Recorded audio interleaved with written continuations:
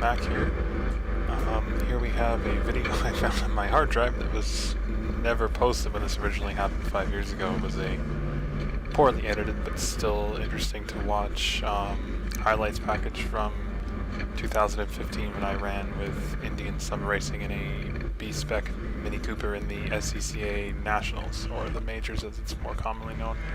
It's kind of your next step up from club racing. This is my very first race, as you can see here, was at Homestead Miami Speedway in Florida. Don't really remember where I qualified, but I believe the pole sitters are in and around us here. As you can see, it's a multi-class race with a lot of varying cars and driver skill. This was my very first time outside of practice driving a front-wheel drive car. At this point, I'd come out of Mazda MX-5s exclusively and Miatas and Skip Barber and other series mostly. This wasn't my first time to Homestead, but my first time running at a level of competition such as this. And despite being club racing, it was extensively competitive. There were a lot of World Challenge teams and drivers in here that would go on to win races in World Challenge and go on to win the runoffs like the car in front of us here. This Chevy Sonic here with John Heinersey driving was kind of the car and driver combination to beat during this season. They're well honed. Obviously John has lots and lots and lots of experience. He's basically known as the guy that's founded the Cadillac CTSV program, both the street car and the race car program. So a lot of experience there. And up ahead we have my good friends Darren and Chi. Very good racers out of Florida with their Honda Fits, so looks like at the moment I'm running fourth. You can see the Mini on the right. I forget who this is exactly, the Mini, and then Ernie Francis is a multi-time Trans Am champion, not at this point, but as of 2020 is a very successful driver in Trans Am in a variety of categories. Just having a bit of a play with us. As you can see, I'm struggling a bit as far as managing the car. Overdriving slightly, a little too much ninja hands on the wheels, not letting the momentum build the speed, but instead trying to overdrive the car. You look at my mirror, my teammate Ryan Hall is there. Ryan was actually one of my instructors at Skip Barber.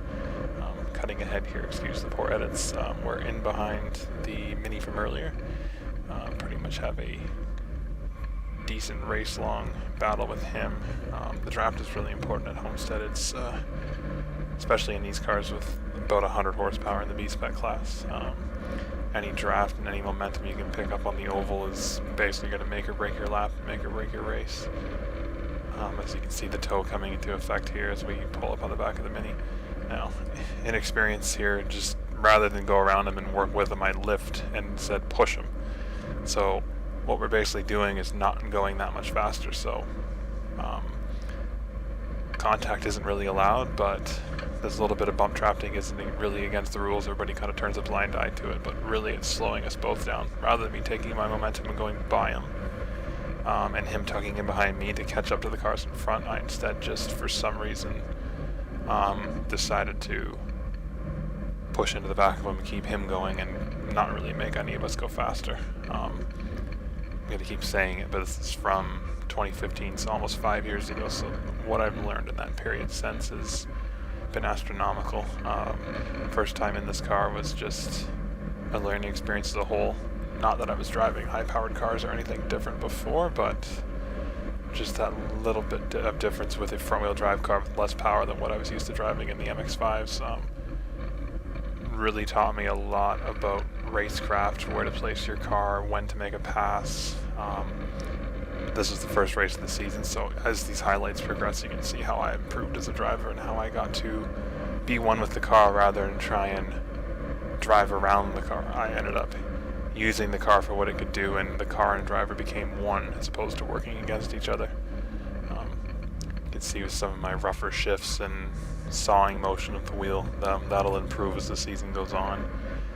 And I've lost a bit of time to him in the infield, and the only way I'm going to catch up is through the draft. So as long as you stay in the draft in these cars on the oval or the longer straightaway courses such as Homestead, you have a legitimate shot, but we've fallen so far back from the top three that it's basically just the two of us battling it out. I'm probably going to hit him again rather than go around him. Yes, I am. This is just an experience again.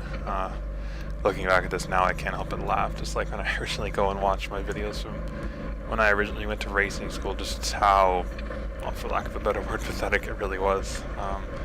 I've progressed extensively as a driver, both on the road and on the track.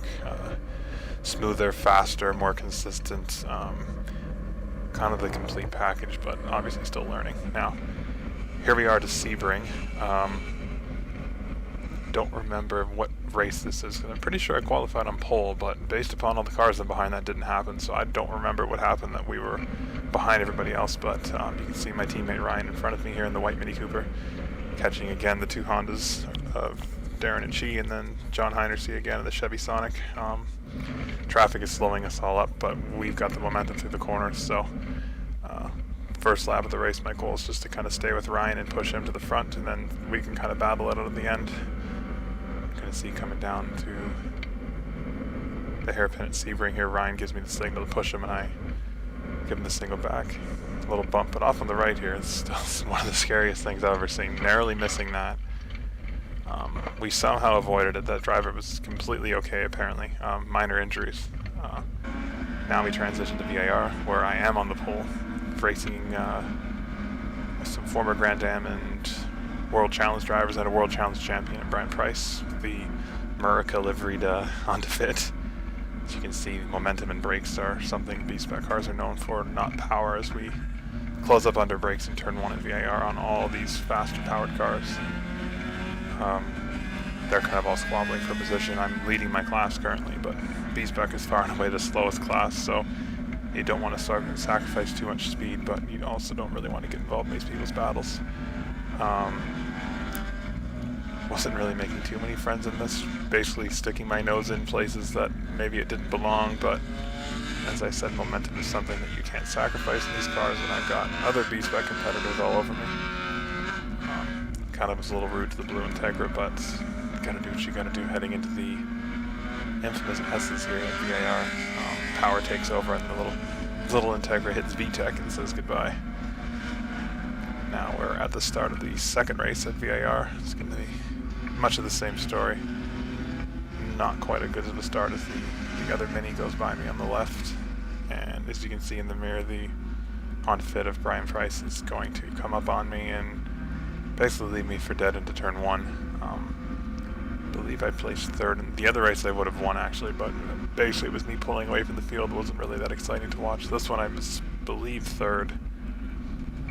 As you can see, momentum cars again, basically the same kind of usual suspects here getting in the way for the first couple of corners until they realize that they're on a racetrack and not their morning commute, and switch on to their racing brain. As you can see, big accident in front of us here. Everybody's all over the place.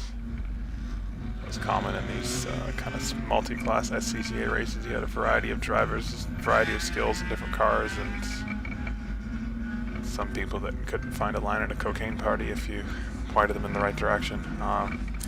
But that's just the nature of club racing, even at this higher level of club racing, if you will. No issues in the B-Spec class, though, and we carry on following the Honda into the S's again at VAR.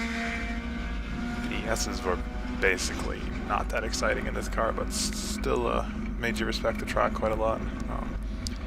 I'd love to head back here one day in something faster, maybe something with downforce, and really experience the S's flat chat as opposed to flat but maxed out and not really that exciting in a B-Spec car. That's not to say B-Spec cars are unexciting, but not the fastest things out there, but they did produce excellent racing. They're lots of famous battles that happen in World Challenge and in SCCA Club Racing with these. I learned a lot driving this class. I think it progressed me the most as a driver still to this day, just learning racecraft, learning momentum driving, learning front wheel drive, which I'm still pretty adept in.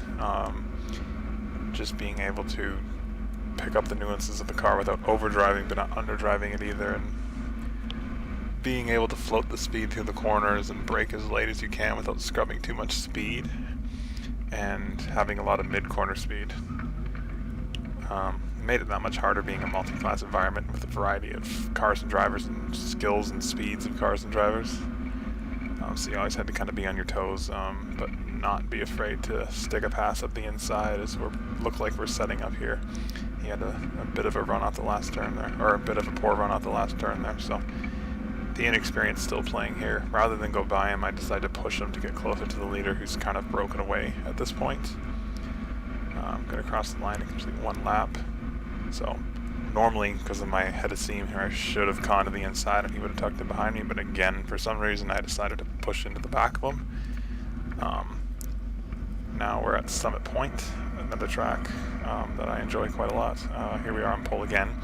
Going to be your usual suspects and B-Spec behind us. Miata decides to park it at the apex rather than continue progressing. This Neon, which I didn't even think were race cars in front of me here, decides to slam on his brakes at the apex. Again, a variety of driver skill being experienced here. Some days I wonder if they hand out racing licenses in the back of cereal boxes or something with some of these guys. Case in point here, this Camaro is kind of I'm not really sure what he's doing. Now, here we are. This is a really, really, really good battle at Summit Points, again behind Brian Price and the Mini Cooper here, with my teammate Ryan behind me. He has a terrible run on the corner, and I go by both of them. Again, the Neon playing a major role in this for some reason, and all over the brakes once again. I guess stripes don't make you go as fast as some people think. Anyway, now leading B-Spec, and behind these fellas again. Bit wide of the apex, but such is life. Now here we are going to demonstrate the Matt Neal School of Driving, and just kind of pushing our way into second place here. Not my finest moment, but nevertheless pretty exciting. Now this is a good demonstration of traffic management and racecraft. So the faster Mustang, my good pal Preston there on the right, charges in on the leaders in B-Spec here and completely slows them up. My momentum comes through. I basically go flying right by them, no issue. So again, demonstrating how important momentum is in these cars because of their lack of power. So that should about sum up the highlights package from my 2015 season. I realize this is about 5 years too late, but as mentioned, I found this on my hard drive and it was a little too good not to share. My editing and recording skills leave a bit to be desired, but I'm pretty happy for my first go, so hopefully you enjoy it as much as I did. I'm going to try and post some more regular content and more recent content in the coming days, but for now this is just a little taster of what I've got coming out, and I hope it was enjoyed.